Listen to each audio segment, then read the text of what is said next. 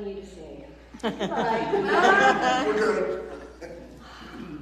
I have done a talk all on that prayer of St. Francis, and it just seems so perfect for today. And my talk today is mind your manners. Mind your manners. Were you ever told not to put your elbows on the table or not to slurp your food or all those things? Well, manners are also about courtesy, and I have an idea of spiritual courtesy. And I have a little chart here, if you can see it, about spiritual manners. Because I believe if we're in this thing called life together, we want to have a pleasant time with each other, don't we? I mean, right? And so we have to be courteous and practice what I call spiritual courtesy. Mother Teresa was an Albanian Indian Catholic nun who founded the Missionaries of Charity. You've all heard of Mother Teresa, right? She said, people are often unreasonable, illogical, and self-centered. Forgive them anyway. If you are kind, people may accuse you of selfish, ulterior motives. Be kind anyway. If you are successful, you will win some false friends and some true enemies. Succeed anyway. If you are honest and frank, people may cheat you. Be honest and frank anyway. What you spend years building, someone could destroy overnight. Build anyway. If you find serenity and happiness, they may be jealous. Be happy anyway. The good you do today, people will often forget tomorrow. Do good anyway. Give the world the best you have, and it may never be enough. Give your best anyway. You see, she says, in the final analysis, it's between you and your God, the God of your understanding. It was never between you and them anyway. Mother Teresa. Okay, we can go home now. I love how things come across my desk at the exact right time. And that prayer reminded me, that thought was a reminder for me. Because you may think manners are artificial or an invasion of personal freedom, but in truth, they carry a vibration and an energy that declares who we are and what we value, right? So are you willing to mind your manners, at least your spiritual manners? Anyway, no matter what's done to you? So we're going to look at the birth of spiritual manners, the fuel, the backbone, the heart, the activity, and the soul. So the birth of spiritual manners is gratitude. You know, we have always talked about gratitude. And in Proverbs 17:22 it says, a merry heart doeth like good medicine, but a broken spirit drieth the bones. As we are minding our manners here in our life on earth, can we give thanks for this thing, this gift we have of life that is perfectly designed to navigate us through the vast terrain of our humanness, the ups and the downs? Can we give thanks for that body-mind-spirit connection that science now is talking about all the time, and what the ancient mystics have known forever? Can we be grateful for our life and be a gracious guest? Are you willing? Yes. Are you grateful for your body instrument? Yes. Do you thank your body? You probably don't so much. When I teach yoga, at the end of every yoga class, we always say, thank you, body. Thank you, body. Because your cells hear that. Thank you, body. Just say that to yourself silently right now. Thank you, body. Because it's doing the best it can. It is. So what do you take for granted in your life that you can just say thank you to right now? Just think about that.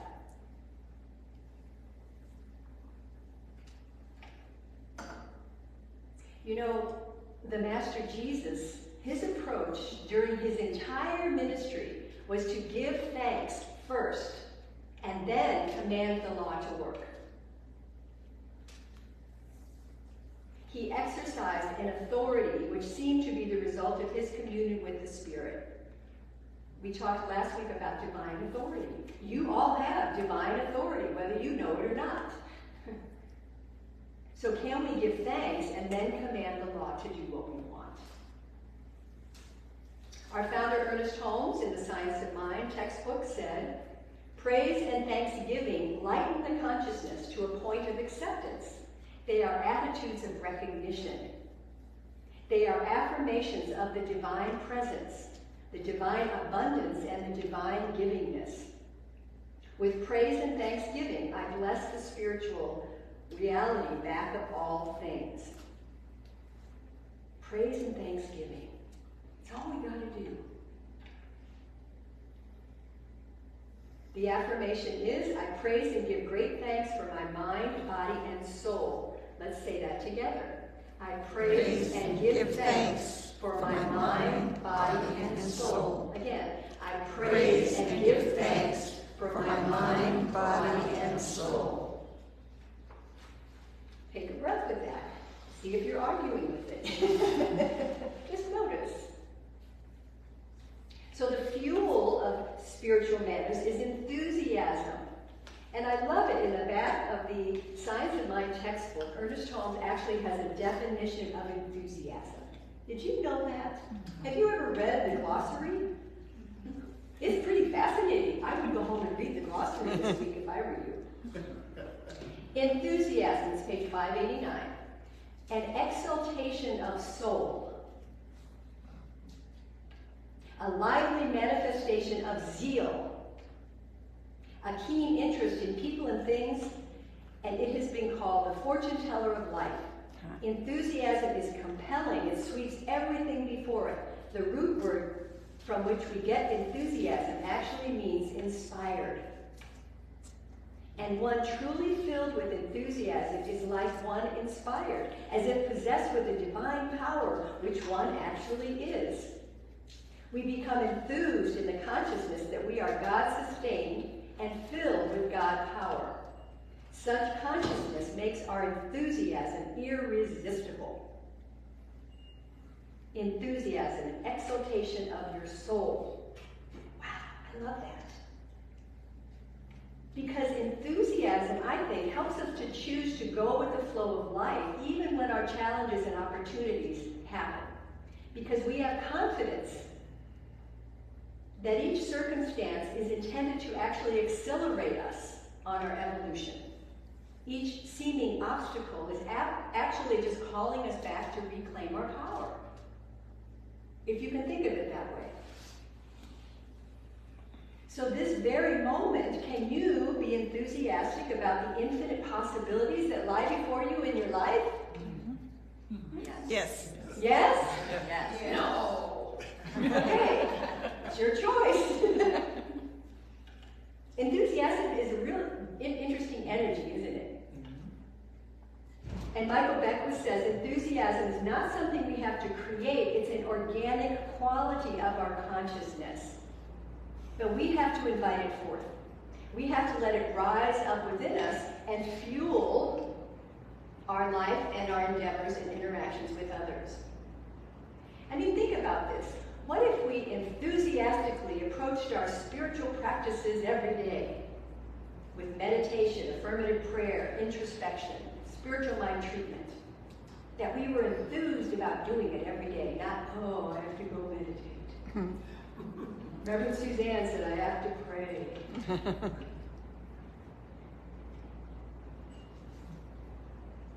I had an example. Someone said, or when you take an Uber, get in the car and say to the driver, this is your lucky day. I am the best passenger ever. Woo-hoo! Don't you think that's going to change their vibration and energy? Because when you bring the fun, I know you can, Joanne, it brings fun for everyone.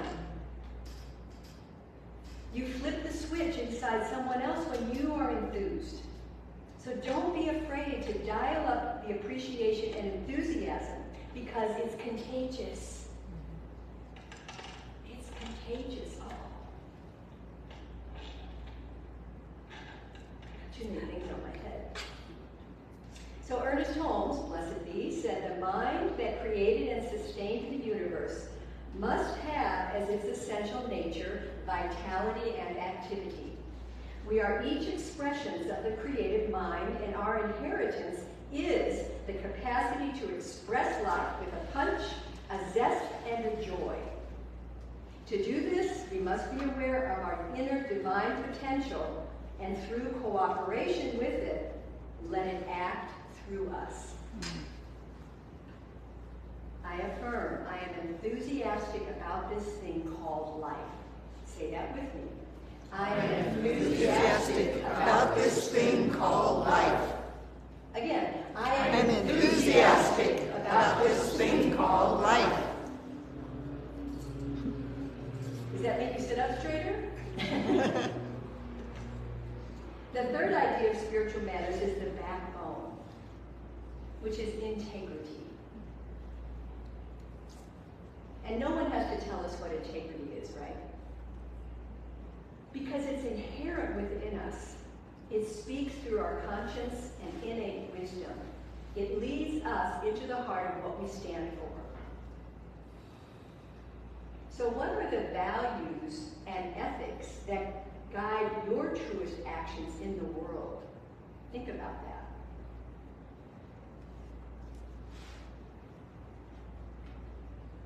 Integrity is a revealing of our essential nature, which in truth is made in the image and likeness of the source. Integrity is living by universal spiritual principles that govern the universe.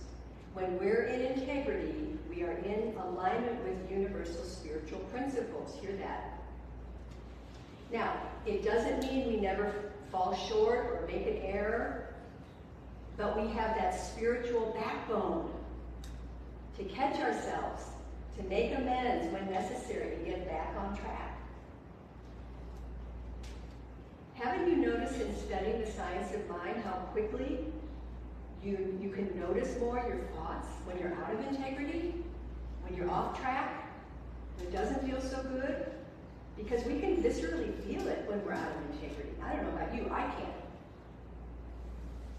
So think about, is there any place in your life where you feel out of integrity?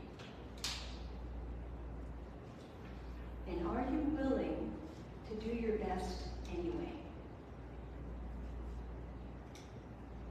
To notice it, forgive yourself, and come back. Because we mind our spiritual manners by walking our talk, don't we? By honoring our commitments and being true to our word. When we're in integrity, there's a congruency into what we do, say, and think.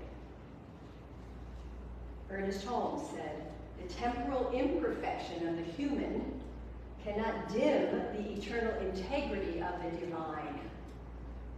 So no matter how much you screw up, there again is that divine, sacred aspect of you behind that eternal integrity of the divine. So let's affirm, I live in integrity and my life is blessed. Now, if you can't say I live in integrity, you can always say I am willing to live in integrity. I always add that for everyone because in an affirmation, if part of you is like, oh, I don't really get that, I don't believe that's for me, you can say I am willing, and it opens the door a little bit. So, I live in integrity and my life is blessed. I live in integrity and my life is blessed. One more time. I live in integrity and my life is blessed. Take a breath.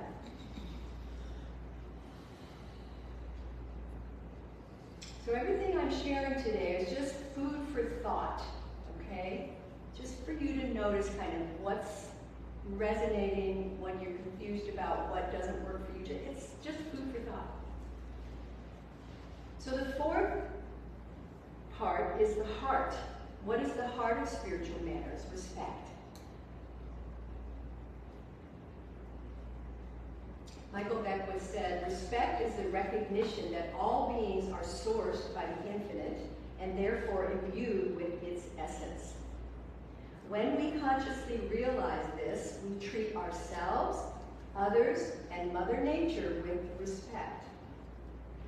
When we express respect to a person, it goes forth from us as a potent vibration which quickens that person's own self-respect. Because in truth, respect is the highest form or expression of love. And the art of respecting begins with self-respect. And self-respect then generates respect for others. You know the greeting that is said a lot, Namaste, right? You've heard that greeting. It means the light in me honors the light in you. Or I honor the piece of the universe that resides in you that also resides in me. Ernest Holmes said, when we let the love that is within us go out to the divine presence that is in all things and people, then we are loving God with all our heart, with all our soul, and with mind, because we are recognizing that the spirit within is the same spirit that we meet in others. So we may not like what the person is doing or their actions, but we can remember that there is a spark in them of the divine that never is dimmed.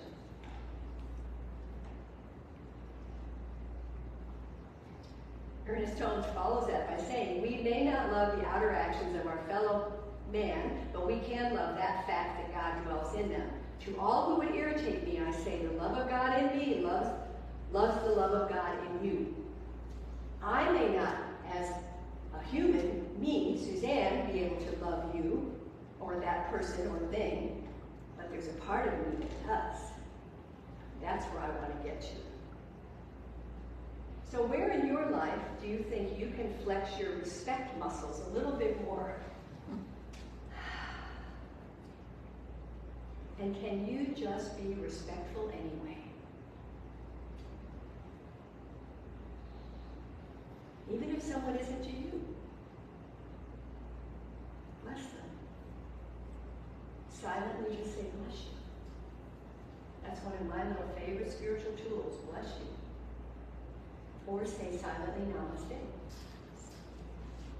So affirming respect is at the heart of my motivations and my life is blessed. Respect is at the heart of my motivations and my life is blessed. Again, respect is at the heart of my motivations and my life is blessed. We're planting a lot of seeds in there today, folks. Enjoy. And then the fifth is the activity of spiritual manners is generosity. And what is generosity but circulation, right? It's a currency of circulation. So as we allow an unlimited substance to flow through us, we discover we have more to give and share because we tap into the divine storehouse that is never empty. It's unlimited. So when we are generous, it's simply a powerful way of saying thank you to life itself. And generosity is also contagious. Watch out. And Jesus the Christ said, as you give, so shall you receive. I know you've heard that. And generosity reminders not just about money, right? We can express it through our thoughtfulness, through our loving kindness, through our time, through our energy, through our service and the needs towards others. Being generous. Oh, I don't know about you, but when I'm generous, it softens those hard places in my heart. So where are you generous in your life? And where can you be more generous? Think about that. Be generous anyway. Even if you feel like you don't have anything, be generous anyway. I'm sure you can find find a way to do it. Ernest said, we lift up our cup of acceptance to the divine bounty when we think affirmatively and with gratitude to the giver of all life. Daily, we can practice affirming that our cup is filled and running over, remembering that what we affirm for ourselves, we must affirm for others. Being generous, getting in that law of circulation. Always in my prayer work, I always affirm this and something better for me and everyone. Let's affirm. I practice generosity and my life is blessed. I practice generosity and my life is blessed. Again, I practice Generosity and my life is blessed. Take a breath with that. Because each of you will find that in your own unique way of how to be generous. And I think generosity then brings a little bit of enthusiasm, doesn't it? So the last one is from the birth through the fuel, the backbone, the heart, the activity is the soul of spiritual manners, is creativity. Did you know that each of you are a creative genius? Yes. I know you know. Because creativity is the pulse of our life. It's just there. We can't move, think, blink our eyes without setting some creative energy in motion. And when we open our innate creativity, we graciously acknowledge that power that's behind everything. And everyone, each of us, is co-creating something in our life, whether consciously or unconsciously. And we're always at choice, aren't we?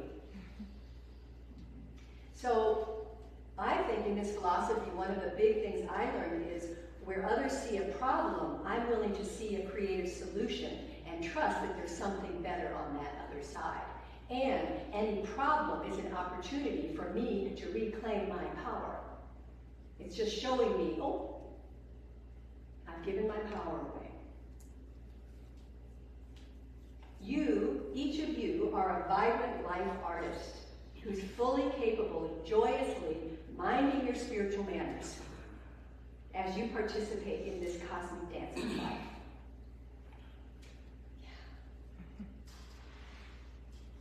So we can set that creative energy in motion from the moment we wake up in the morning. How do you get up in the morning?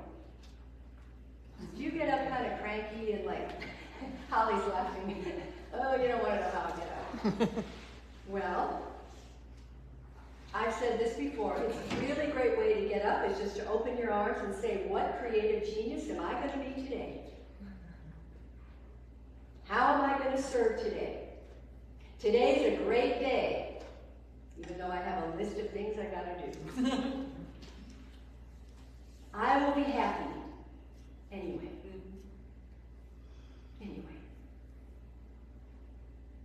Because in the consciousness of the absolute, there's no thought or act that is not creative.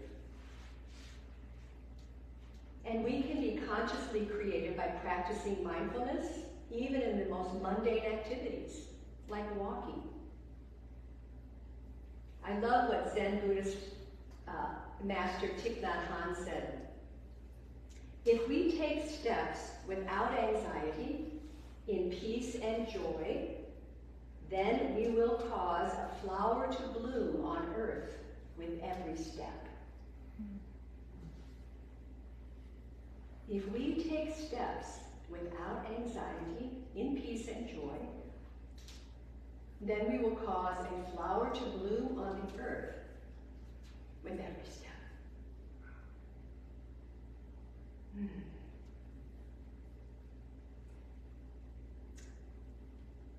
So my invitation to you is from this day forth, mind your spiritual manners and apply them creatively, anyway, with enthusiasm, with gratitude, with integrity, respect, and generosity.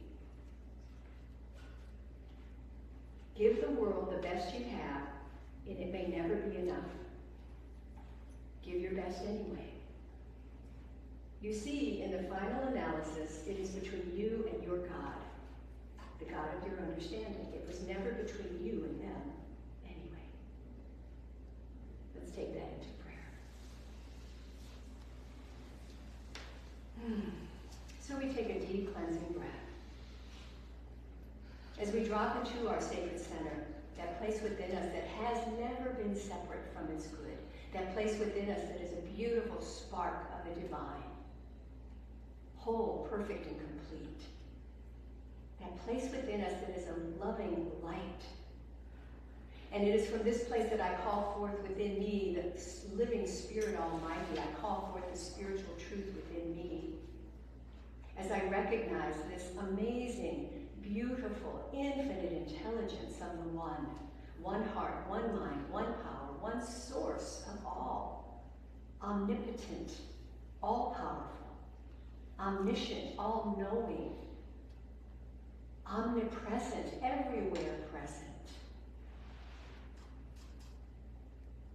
And we breathe in this essence of the one. As we open to the possibility of a greater good in our life. Because we are a part of this one. Each of us a unique expression, a wave in this ocean of life, an instrument in the divine symphony. And so I am grateful today to know and hold that spiritual truth of gratitude, enthusiasm, generosity, respect, that we open to these ideas of spiritual manners in our life today as we step into this week, knowing that we are all willing to let go of the lesser, let go of what's not serving, let go of that old stuff, and open to the new, to the greater, to the peace and harmony that we all desire. And so I'm grateful to hold and know this truth for each of us this week. That something wonderful is happening in our consciousness to move us forward, and that everything is around us to help us create the full expression of our life, whatever that is. That the physical body, the mental body, the emotional body, the spiritual body is all coming into harmony and balance right here, right now. That's the truth. And so we just relax. We let God do God's work. We let it be so. And so it is with joy in my heart that I release my words into that loving law, knowing we planted some beautiful seeds today, and we allow them to grow. And we just let go and say thank you. And join me in affirming. And so